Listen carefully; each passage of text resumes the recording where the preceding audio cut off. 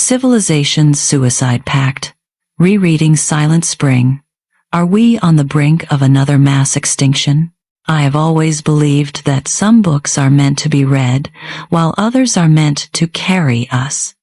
Have you ever woken up on a perfect spring morning, looked out at the neatly manicured lawn, gazed at apples with no blemishes and a vibrant sheen, and suddenly felt a faint, almost imperceptible sense of dread?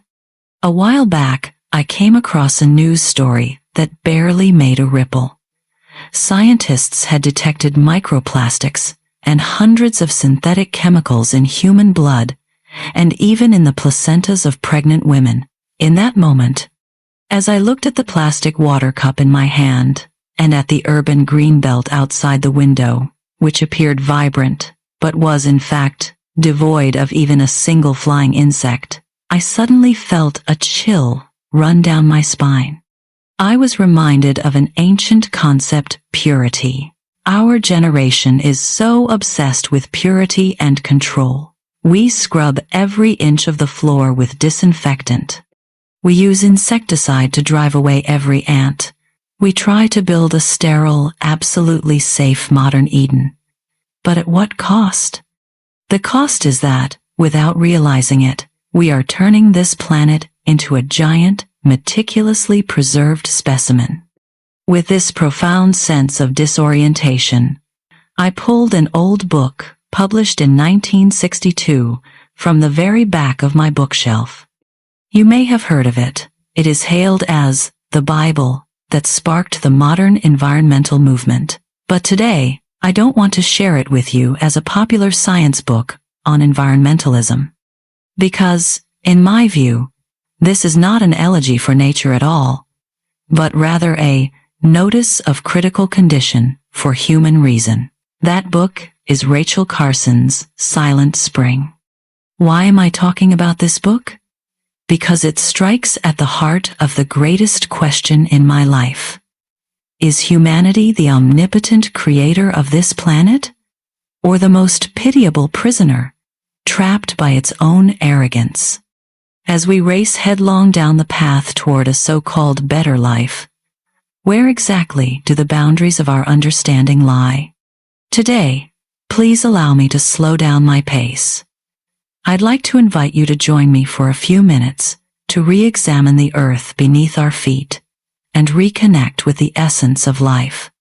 If we are to truly grasp the power of Silent Spring, we cannot simply adopt an omniscient perspective from the vantage point of today. We must turn the hands of time back sharply to the 1940s. Imagine the scene. World War II had just ended. Humanity had used physics to create the atomic bomb, bringing the war to a close. Immediately afterward, humanity sought to use chemistry to completely conquer hunger and disease. It was at this very moment that a white powder, called DDT, descended upon the world like a savior. This synthetic pesticide was nothing short of a miracle. In historical documentaries from that era, you can witness scenes that are both absurd and true. Trucks spraying thick white clouds of DDT as they weaved through bustling city streets, with children chasing and playing in the mist as if it were festive fireworks. On the beach, people would eat sandwiches while planes circled low overhead, showering them with insecticide like raindrops to ward off mosquitoes. Due to its immediate effectiveness in controlling malaria and typhus, DDT's inventor, Paul Muller, was even awarded the Nobel Prize in Physiology or Medicine in 1948. Here, I'd like to pause and share a few more thoughts with you. Whenever I read this passage of history, many people mock the ignorance of those times, but I personally don't see it quite that way. What I feel is not ignorance, but a deep sense of sorrow and fear. Just think about it. The Nobel Prize is the highest honor bestowed upon human reason. In other words, in that era, the sharpest minds of all humanity endorsed this deadly poison. Is this not the ultimate horror? It reveals a truth that is often overlooked. Humanity's greatest disasters are rarely caused by ignorance, but rather by the arrogance of believing ourselves to be all-knowing and all-powerful. In her book, Carson writes coldly, "We are waging a crusade against nature. We believed we had found the universal key to unlocking nature's source code. In laboratories, we concoct molecular structures that do not belong on this planet. We draw exquisitely beautiful, linear chemical equations, convinced that as long as we spray the poison, pests will die, crop yields will increase, and humanity will march toward ultimate prosperity. But we have forgotten that while we love to use linear equations to solve the world's chaos, we have overlooked the fact that nature's native language has always been an intricately woven circle. The boomerang you throw will, one day, strike you squarely in the back of the head. How is the price of such arrogance paid?" Carson does not bombard readers with dry academic data. Instead, like the finest documentary filmmaker, she captures a tiny yet fatal moment for us, the death of a robin. In Silent Spring, there is a detail that, every time I read it, fills me with an indescribable sense of suffocation. The story takes place in a small town in the American Midwest. The town was filled with beautiful elm trees. To eradicate a beetle that spread a disease among the elms, the municipal authorities began large-scale spraying of DDT. At first, the results were excellent. The trees were saved, and the sky remained blue. But a few months later, something strange happened. In the fall, elm leaves laden with toxins fell onto the grass. In winter, the fallen leaves were consumed by earthworms in the soil. The toxins did not break down inside the earthworms, but were concentrated and stored. By the following spring, when the robin's symbols of vitality and hope returned to the town and began pecking at earthworms in the soil as they always did, the tragic cycle closed. With a restrained yet brutal touch, Carson described the harrowing fate of the poisoned robins. They ceased to sing. Their nervous systems began to convulse violently. They rolled on the lawn until they died, stiff and lifeless. It took only 11 DDT-contaminated earthworms to kill a single adult robin. What followed was a massive domino effect of death. Cats and dogs that ate the dead birds died. Bald eagles, which feed on fish, accumulated such high levels of toxins in their bodies that the shells of the eggs they laid became as thin as cicada wings, and the eggs were crushed the moment the mother birds began to hatch them. A species, in this way, quietly faced extinction. When I read this, I truly felt a chill run down my spine. If we take this logic to its extreme, we discover a terrifying truth. The poison hasn't disappeared. It has merely evolved within the chain of life. It moves from leaves to earthworms, from earthworms to birds, and from birds to foxes. With each transfer, its toxicity multiplies hundreds or even thousands of times. This is the chilling phenomenon of biological magnification in ecology. At times like this, I often ask myself, who sits at the top of this toxic food chain? Is it not us, humanity itself? We think we are sanitizing the world, but in reality, we are poisoning this planet. Our carefully crafted modern agricultural civilization is, at its core, built upon a massive reservoir of ecological toxins. In her book, Carson posed that famous, piercing question. If a village hears no bird song in the spring, if there is only silence in the woods, whose fault is it? But here, I would like to offer a personal reflection. Although Carson directs her criticism squarely at the profit-driven chemical industry and short-sighted government agencies, I believe the true culprit may be hidden even deeper. Think about it. Do chemical companies really force us to spray pesticides? When we buy apples at the supermarket, don't we instinctively pick out the ones with even the slightest wormhole? When we see weeds growing on the lawn in front of a villa, don't we instinctively feel it's untidy and unpresentable? Personally, I believe the real trigger for ecological destruction is humanity's pathological obsession with order. It is our one-size-fits-all aesthetic standards for nature, our refusal to accept the natural law that all things have imperfections. These are what compel industrial machinery to produce those silent, toxic rains. This is the most despair-inducing logical loop. Each of us is an accomplice in this silent massacre. If you think Silent Spring is merely a book about animal conservation, you are sorely mistaken. Nature has never been a soft target for humans to mold at will. When you declare war on her with the fiercest artillery, she will never endure it in silence. She will launch a counterattack in a manner that is utterly ruthless and completely beyond the bounds of human comprehension. The realm we are about to enter is no longer the forests and lawns of the external world, but a microscopic, smoke-free, yet brutally fierce arms race. Let us shift our gaze from the dead birds and look down at the insects we are trying to exterminate with chemical weapons. Carson documented a phenomenon in her book that feels utterly absurd. Just a few years after humans began using DDT on a massive scale, the flies, mosquitoes, and beetles that were once killed instantly not only failed to go extinct, they actually became stronger. Yes, you heard that right. They underwent a kind of evolution straight out of a science fiction movie. In the laboratory, scientists were horrified to discover that some flies could emerge from a bath of pure DDT solution as if nothing had happened and continue to mate. How did this happen? It's simple. This is what Darwin called natural selection. Only humans used extreme chemical pressure to madly compress an evolutionary process that would normally take tens of thousands of years into a mere 2 or 3 years.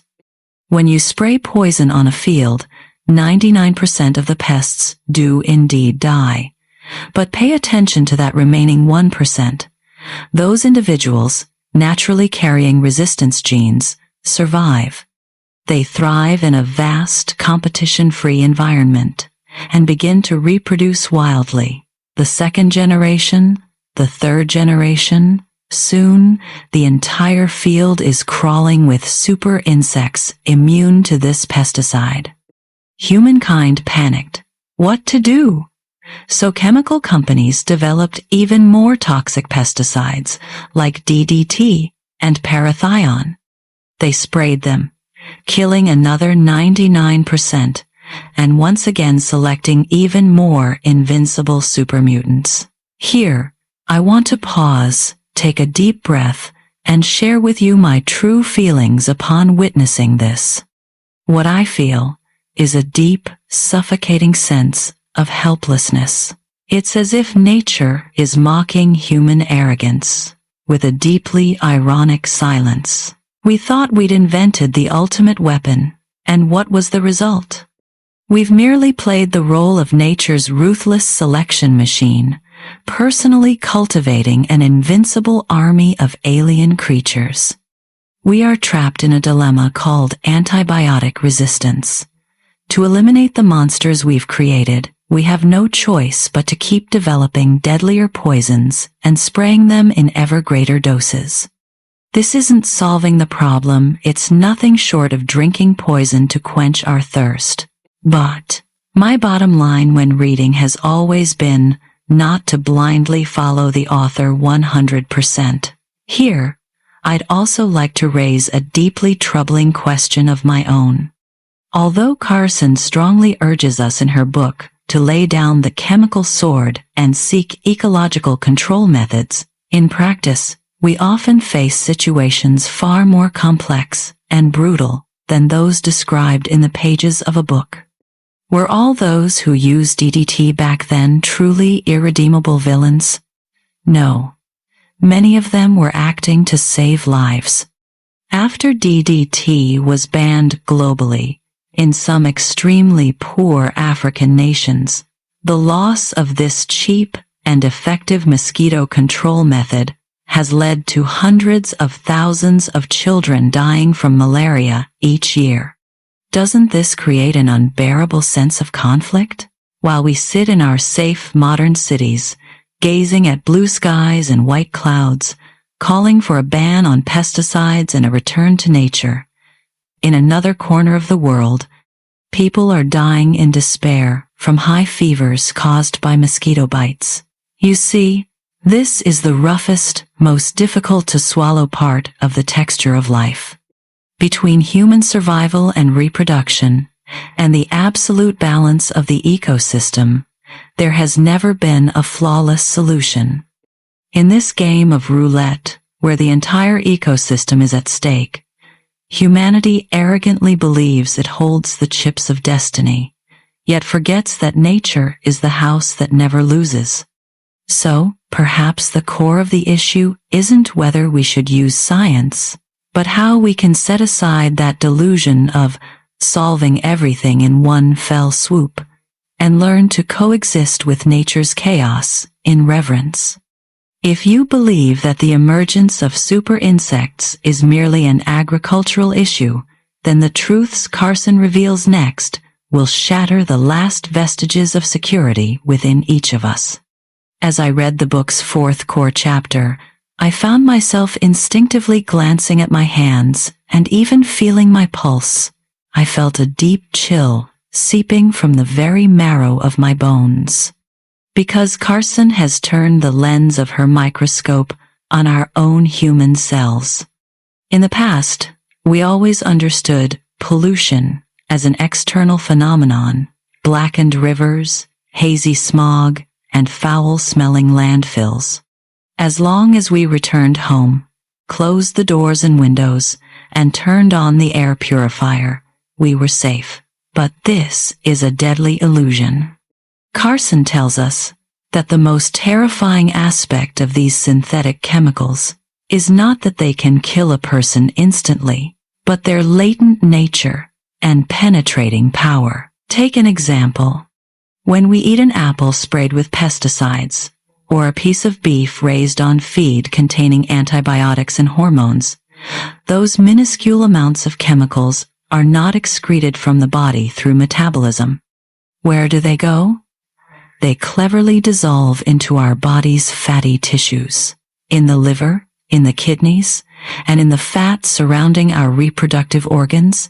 They quietly settle in, like tiny bombs in a dormant state. Day after day, year after year, 1, 5, 10 years.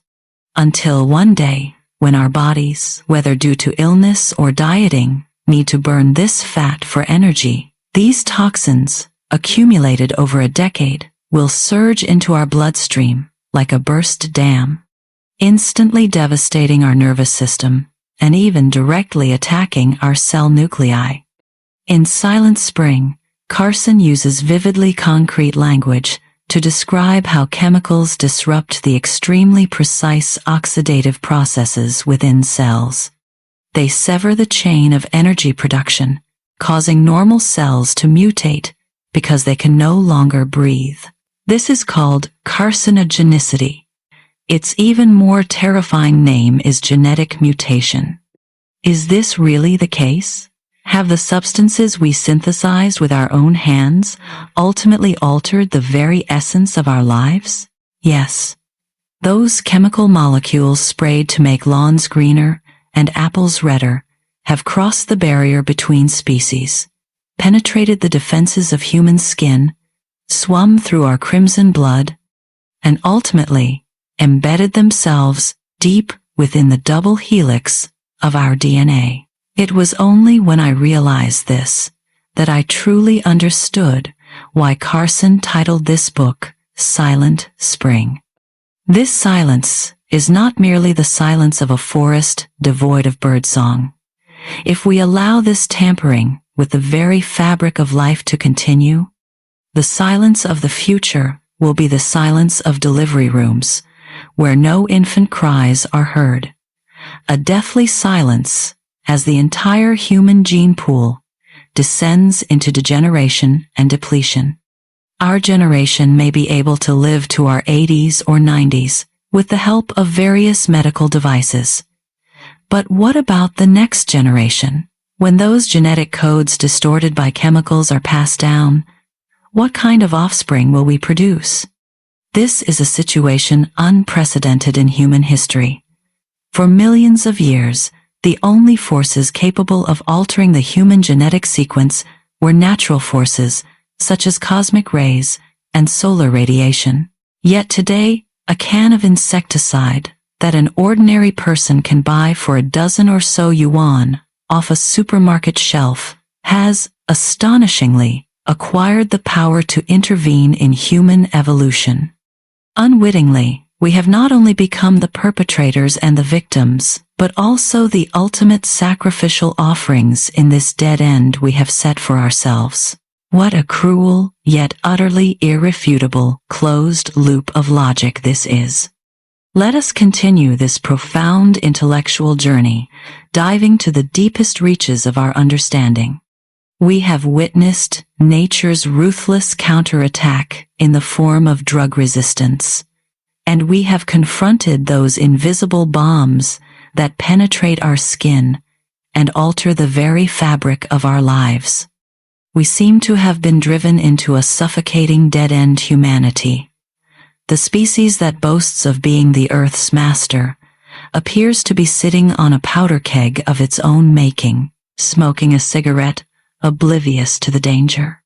So, faced with this absurd and terrifying logical loop, are we truly powerless to do anything but sit and wait for our doom? Is Silent Spring merely a doomsday prophecy that spreads despair? The answer is no. This is precisely why I want to lead you into Chapter 5. Beneath the heavy gloom, Carson points out another path for us. But this path is not another highway paved with scientific miracles. Rather, it is a narrow gate, strewn with thorns, one that requires us to relearn humility. Before exploring specific solutions, we must first address a more pressing and painful question. Why did these toxic chemicals become so widespread across the globe? Was there not a single person who recognized the danger at the time? No, there was. While reading the history behind Silent Spring, I discovered a deeply unsettling phenomenon. This phenomenon chills me to the bone even more than the chemical poisons themselves. Namely, by the mid-20th century, reports on the toxicity of these pesticides had long been piling up on the desks of independent scientists. Yet these faint warnings were completely drowned out by a voice that was both immense and deafening. Whose voices were these? They belonged to massive chemical corporations, a heavily bureaucratic agricultural sector, and the court scholars in laboratories funded by corporate grants. How did they operate? The scene unfolds vividly. The public relations departments of chemical companies packaged pesticides as essentials of modern life.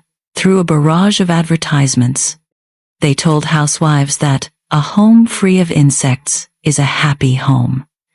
Officials in the government's agricultural department, in pursuit of impressive grain production figures, blindly implement large-scale spraying programs, while some scientists use complex jargon to cloak these poisons in a seemingly harmless scientific veneer. Here, I cannot help but let out a deep sigh.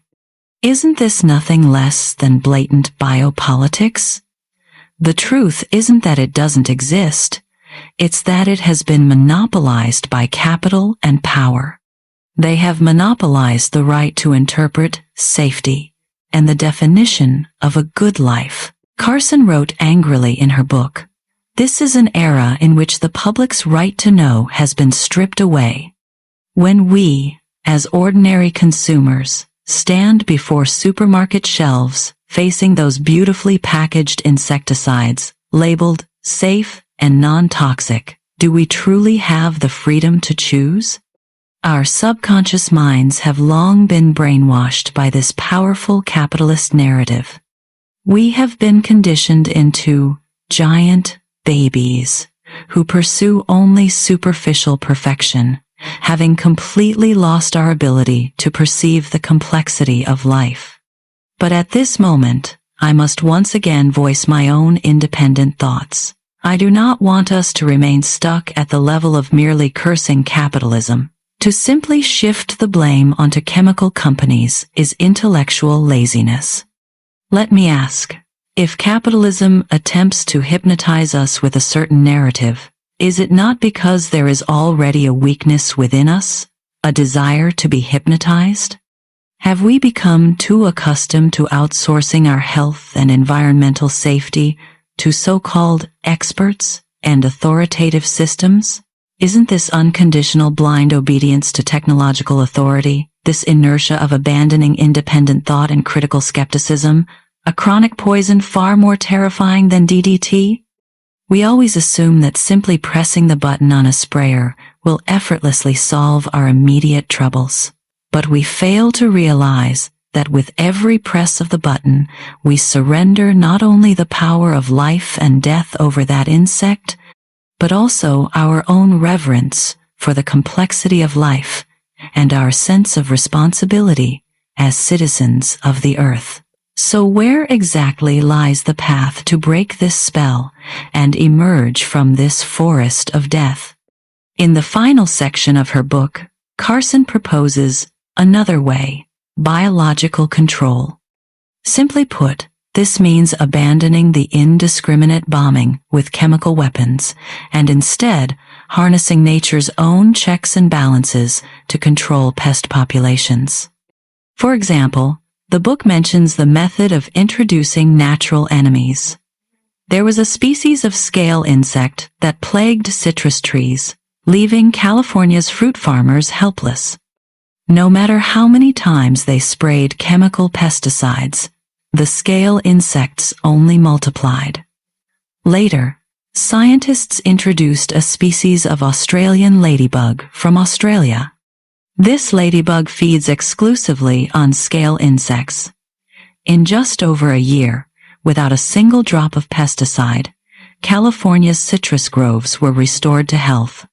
Another example involves using insect pheromones to disrupt mating or releasing sterilized male insects, thereby precisely controlling pest populations without disrupting the entire ecosystem.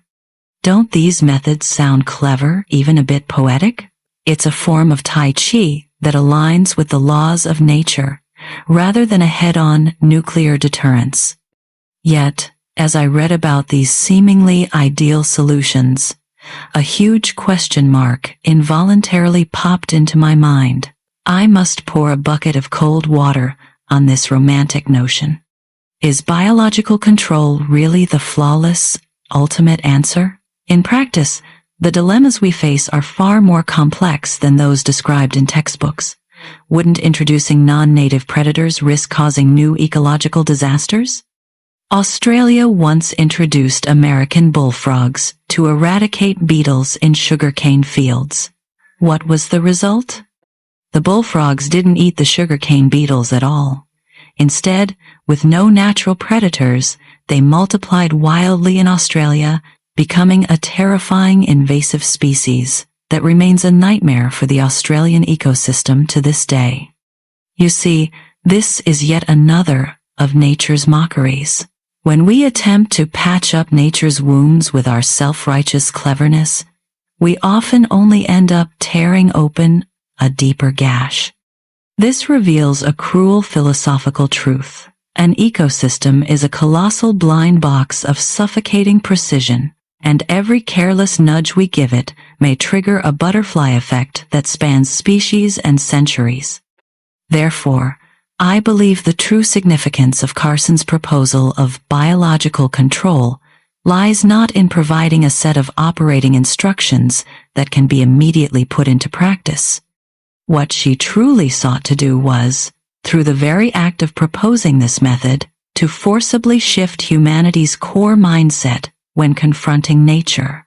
This represents a monumental shift from being arrogant conquerors to humble participants. It demands that we abandon the illusion of absolute control. We must acknowledge that our understanding has limits. We must acknowledge that there will always be bugs in the world, and that apples can never be perfect. We must acknowledge that the truest essence of life inherently includes imperfection, chaos, decay, and death. Only when we truly accept this imperfect reality can we put an end to the madness of turning the earth into a sterile hospital ward. If I were to single out the passage in Silent Spring that moved me the most, it would not be the harrowing accounts of animal deaths, nor the obscure chemical equations. Rather, it is the almost sermon-like passage Carson wrote at the book's conclusion. The phrase "control of nature" is a product of arrogant imagination, born when biology and philosophy were still in their infancy. When people envisioned control of nature as nature existing solely for human convenience, every time I read this, I am overcome with a deep sense of shame. Think back carefully. What has been the underlying tone of our education, from childhood onward? It has been man conquers nature, conquering nature, and taking from the earth. We were taught that humanity is the pinnacle of evolution, a solitary emperor standing at the top of the food chain. But this book, written over 60 years ago, strikes like a resounding slap, shattering this laughable self-delusion. Through harrowing examples, it reveals that there has never been a binary opposition between humans and nature. Human skin has never been an insulating barrier separating us from the outside world. Every breath of air you inhale, every drop of water you drink, every bite of food you consume, all of these intimately intertwine you with the tiniest bacteria and the most distant trees on this planet. We are not gods standing atop the earth, looking down upon all things. We are merely a single, extremely fragile thread in the intricate web of life on this blue planet. When we arrogantly attempt to cut the threads around us that make us uncomfortable, what we ultimately strangle is our own necks. This is the most fundamental, life-changing lesson that Silent Spring has imparted to me and to us. It does not teach us how to grow healthier vegetables. It teaches us how to become human once again. It demands that we undergo an excruciating self-dimensioning awakening from our anthropocentric delusions of grandeur to re-examine our relationship with the world through an attitude of reverence, equality, and even a touch of trepidation. Friends, our intellectual journey is drawing to a close. You might ask, since Carson's book caused such a sensation back then, even leading to the establishment of the U.S. Environmental Protection Agency and the global ban on DDT, has our world become a better place today? Here, I must tell you, with the utmost subjectivity and profound pessimism, no. The true crisis has not only failed to subside, but has instead unfolded comprehensively in ways that are even more covert and irreversible. 60 years have passed, and DDT has indeed vanished. But we now have tens of thousands of newer, more complex chemical compounds. They're in the coating of your non-stick pans, in the fabric of your waterproof jackets, and in the plastic bags you casually toss aside. In recent years, scientists have detected man-made chemical pollutants in the bodies of deep-sea creatures, in the Mariana Trench, the deepest part of the earth, and traces of microplastics in the ice and snow of Mount Everest, the highest peak on Earth. Not only have we failed to halt that crusade against nature, but we have instead spread the flames of war to every corner of this planet. Why is this so? Because Carson defeated only one poison, but she could not overcome the greed and arrogance deeply ingrained in the human gene.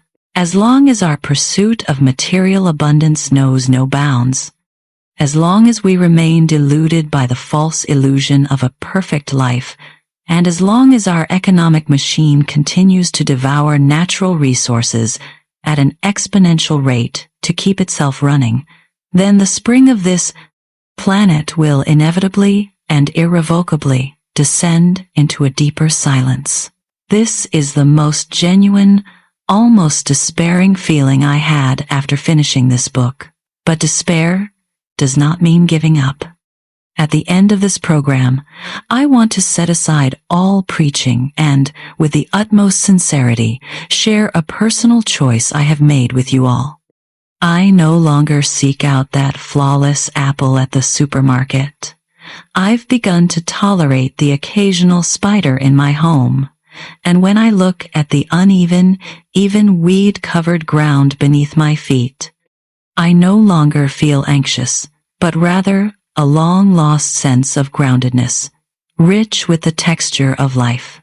I cannot change the vast industrial system, nor can I stop the wheels of capitalism, but at least I can change my own micro-ecosystem. This is no grand environmental feat. It is simply the last humble tribute I can offer to this already scarred planet. And what about you? In this increasingly convenient, increasingly sterile, yet increasingly cold artificial world, can you still hear nature's faint breath? If you wake up tomorrow morning, and there is no longer the crisp chirping of birds outside your window, only a deathly silence in that silence, would you feel safe, or would you feel a bone-chilling fear? Please leave your answer to this world in the comments section. We'll see you next time.